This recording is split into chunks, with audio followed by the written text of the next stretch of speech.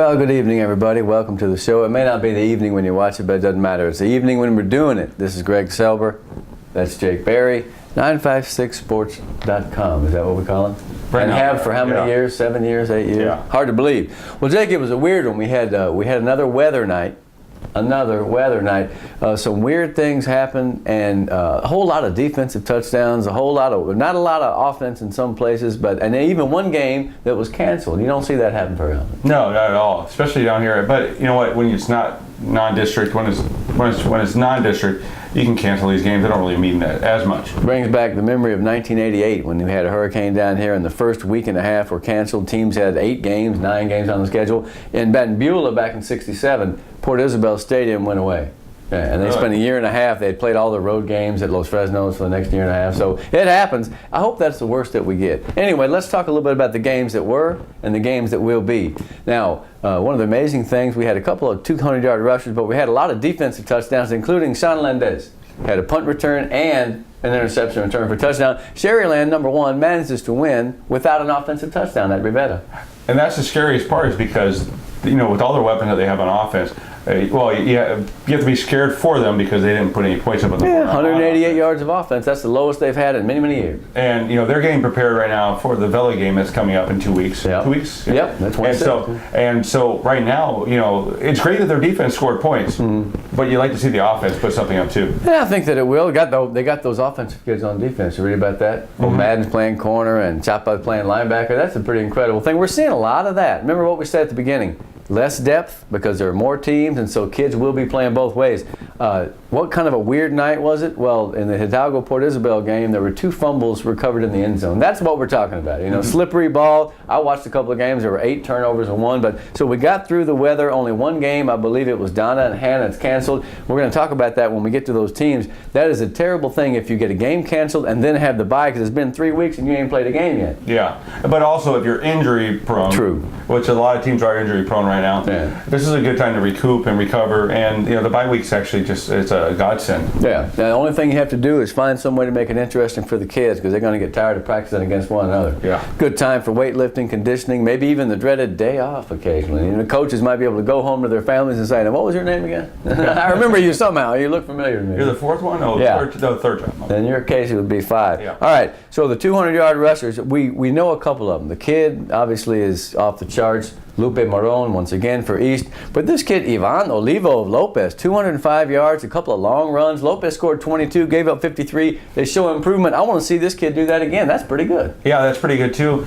But I guess kind of the shocker would be that in the Raymondville game, Jaden Taylor got to play. Yeah, I did. But he wasn't the running back of interest as far as at the end of the game. Oh, Miguel Tristan had 194.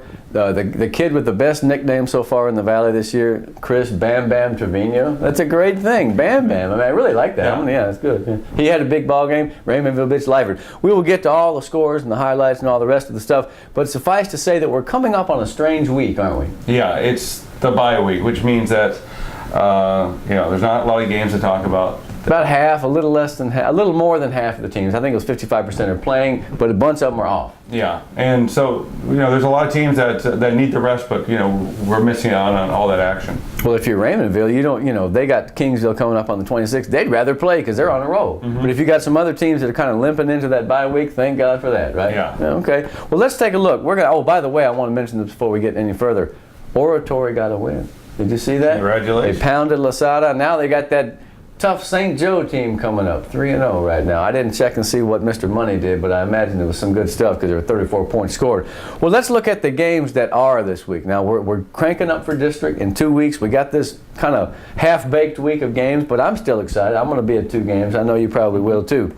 One of the ones that stands out to me, and I'm sure to everybody, is Edinburgh North on a Thursday, going over to take on McAllen Memorial and the kid and his friends. Yeah, and they are playing a lot better since that first game against Sherryland. Yeah. The one thing about Bill Littleton's team is even when he has a bad opening start to his season, he seems to rectify it, and they're playing a lot better. Now, North, if you look at their schedule, They barely won a lot of games, and they Man. lost the last game in overtime. In overtime, although it took 45 minutes Yeah. for the denouement to happen. Can you imagine that? You're at the game, it's in overtime, one team scores, the other team scores, but before they can kick or run the extra point, the weather impedes. Yeah, and, you know, and that's the crazy part about it is that, you know, if you're at Cal Chelsea, you came back out, well, hell, let's just run for 2. Right, yeah. What the, we're gonna, Yeah. These guys are bound to be a little sore, a little bit not warmed up, so let's Yeah. go.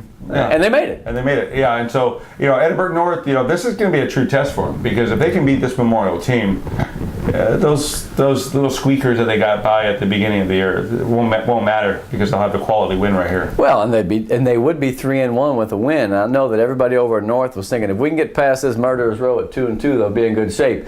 Now we're going to talk a little bit more about the kid a little later. He had 225, had a long touchdown run, but they're getting some other production from Aaron Villarreal and Sanchez went at quarterback. He rushed for about 70 yards, and they look like they had a better defensive effort. Although I'll tell you what. San Benito is one of those teams that they did against East, they did against Memorial. They got down, but they came back. They came back, and there was a point in time when they faltered. But I'd like to laud the Greyhounds for having that comeback spirit against 2 solid teams, solid top 5 teams. Yeah, and from what I saw, I think from one of the writers that I read, it was that Coach Littleton and Memorial wanted to keep going. Yeah. They had a chance to pull out, and San Benito was just like, oh, let's play. They came back. Hey, listen, there's never any quit in the Greyhounds, man. Gabe Vasquez had 100 yards again. He ran a kickoff back, 102 yards for a touchdown.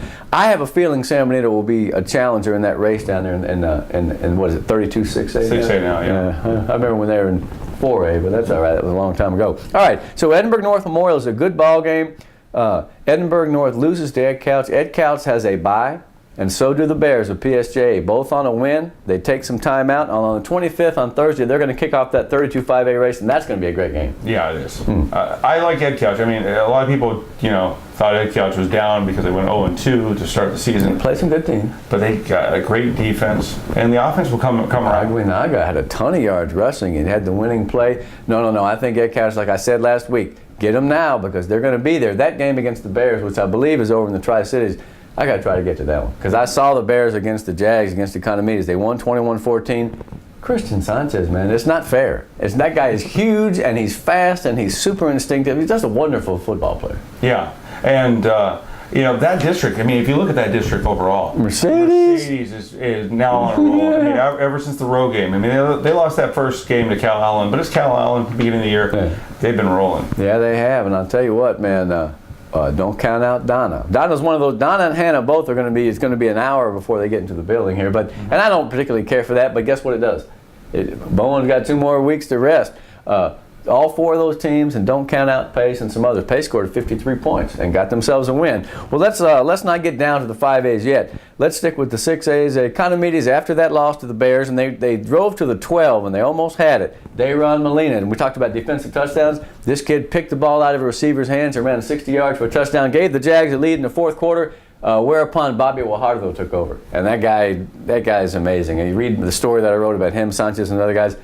I'm telling you, I have a feeling about the Bears. But the Jags are pretty solid. They got a get-well game against Lincoln on the road. Lincoln's 0-3. I expect the Jags to get back at it. That weather was not the best for their offense. And here's the other thing. They're not a real comeback team. The slot T, as I wrote, and I hope I didn't offend anyone, it's a grind-amount offense with a couple of big plays. You can't expect them to go throw the ball down the stretch and try to win the game like that. Although they gave it a shot, they just came up empty. Yeah, and that's kind of the forte of that is the slot T is a let's kill time kind of offense. Yeah. You know, let's work the ball Keep down the ball field. and matriculate the ball down the field, as Hank Stram used to say. Now, the opposite of that would be a spread team that gets inside the 10 and can't run. Right? I mean, so each offense has its weakness. There's no offense that does everything well. Yeah. Now, I would say maybe the pro set from the 70s, but whatever. That's another story. We won't go back to the 70s yet until we talk about the kid. All right. Now, so Lincoln lost to Vets 48-6. They're having a tough time. They're 0-3. Speaking of Vets, we're going back and forth between 6 and 5. Doesn't matter. Vets 2-1 host PSJ North, and that's a good game. The Raiders are 1-2, but yeah, they're putting up points. Yeah. You know, and that's something that offense couldn't do last year. That's right. And so now that they're in the spread, which I think a lot of people are surprised that they're able to do what they're doing right now in the spread.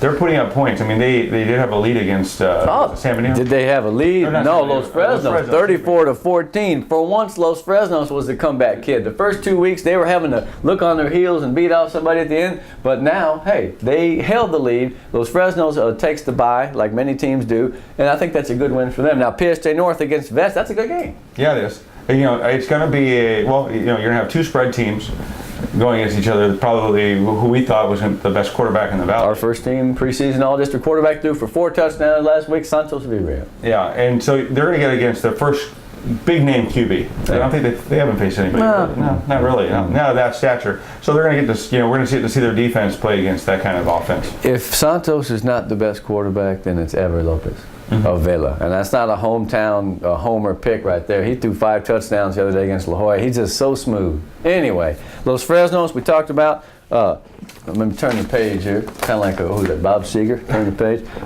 One of the interesting games of the week to me is Weslaco and Harlingen. Now, I can remember a time when they were together in 32-5A back in the 80s and 90s, or even a time when Weslaco was down a class and Harlingen was up in 4A, 28-4A, way back when. Neither one is playing that well. I didn't expect these teams to be 1-2 and 0-2. Did you? No, but Harlingen is, and a lot of people looked at the article that Eladio wrote, and he's not making excuses for Harlingen. They lost all their quarterbacks. They're down to their 4th string quarterback they had to play, and they played, and they still played hard. They were ahead in the 4th. Yeah. So I mean, and Weslaco's going through. I just think it's a feeling out period right now for them. They're just trying to figure out who's going to be their guy at QB. Trying to shore up their defense.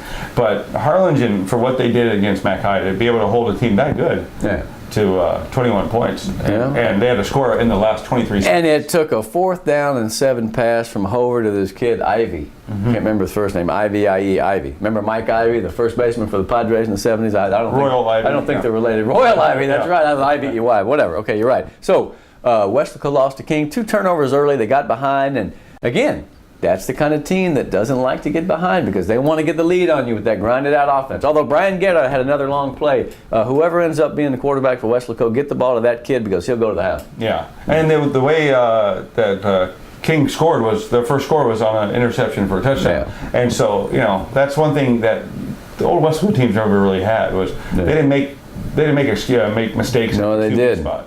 Let's stick with one more team, and then we'll take a break here. A 1-minute hydration timeout. Yeah. And more on that later, maybe. McAllen. Now, McAllen beat Harlingen, made that big drive. They score with very little time left. Now they got Carroll. Now, Carroll Tigers were one of the best teams in the 80s and the 90s. They've fallen upon some hard times as of late, but they're playing good. Did you see the score against Port Lavaca Calhoun? No. The Sand Crabs, 58-55. Again, it was a 3-pointer at the buzzer that avoided overtime for Carroll. So now McAllen's got Carroll. I feel like McAllen's doing the right things. They made the drive when they needed it. Ricky Rodriguez, 156 yards. Hover was 6 out of 10. He did throw a pick, but they're very efficient offense. And they got an interception when they needed it to basically go on that roll down the field right at the end. A championship drive. Yeah. And there are a couple of teams that made them, and you just have to believe. They've got playmakers. Yeah, they do. That's one thing. And look, if there's a quarterback that we know that has experience, it's Hover. Yeah. He's got a great back behind him. Isn't that funny to say, though? I remember when he was a fresh-faced kid 3 years ago or as a sophomore, and now he's the veteran. It's amazing how time flies, right? Pretty soon I'll be wheeling in here in a wheelchair, but I'm still going to be doing this show, we hope. All right, when we get back, we're going to take a break right now. When we get back, I want to talk a little bit about Trevor Spates, and I want to talk about him in the history books because he's already in them, and he may be at the top before we're through. We'll be back.